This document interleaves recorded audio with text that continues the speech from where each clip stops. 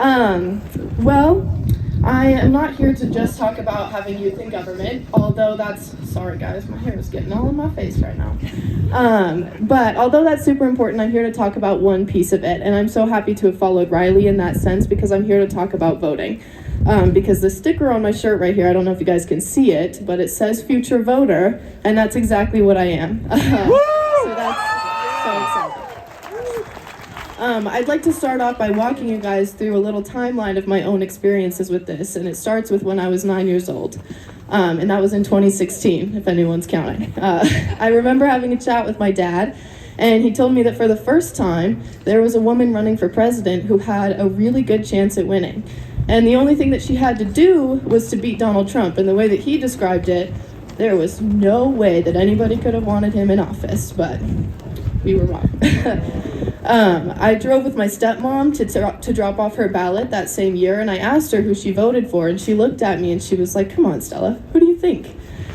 And I remember that, and I remember my dad, and I also remember a couple months later, my mom coming into my room and telling me that she was really sorry, but a woman president just wouldn't be the case this time.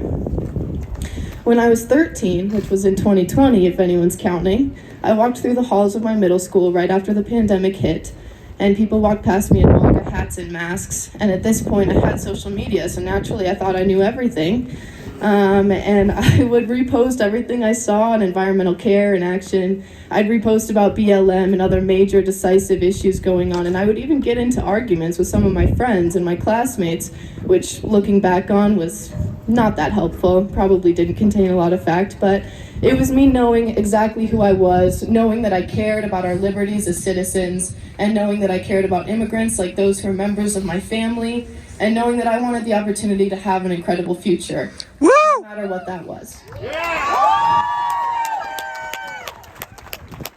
And that year, it felt like it just might be the case. When I was 15, which was in 2022, I visited our nation's capital for the very first time.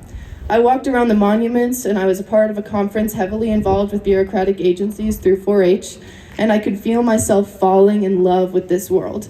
It was then that I decided the incredible future that I mentioned before would be right here, in government and in taking action for those civil liberties and for all of those things.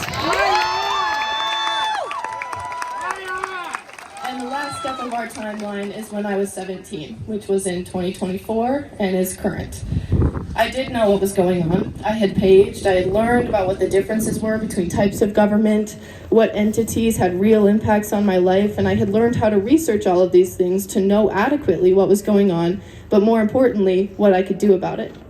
For the first time, I felt ready. I knew how to give testimony, I knew how to research, and I knew how to get up here and speak to an audience just like you guys, but there was one thing that I couldn't do.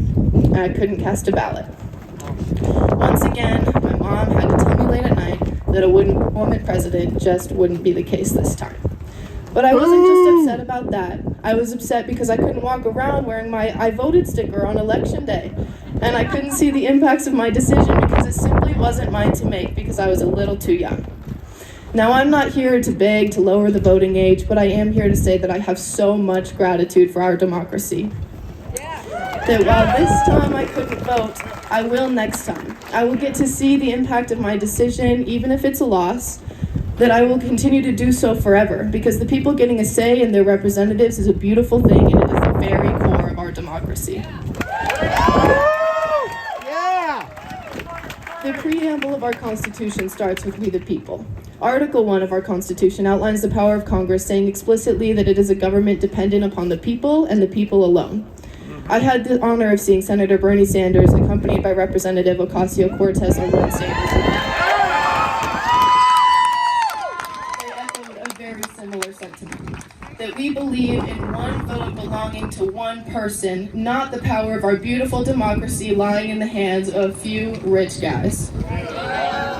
So while I know it feels like the furthest thing from the truth sometimes, the people do have power.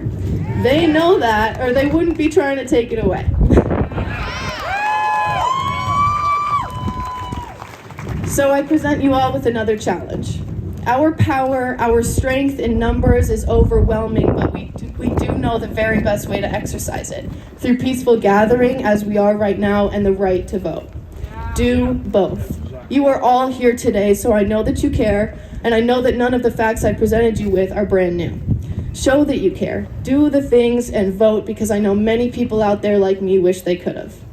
To narrow that down one more time, if you're my age or if you're slightly older, just know that your vote is just as important as anybody else's.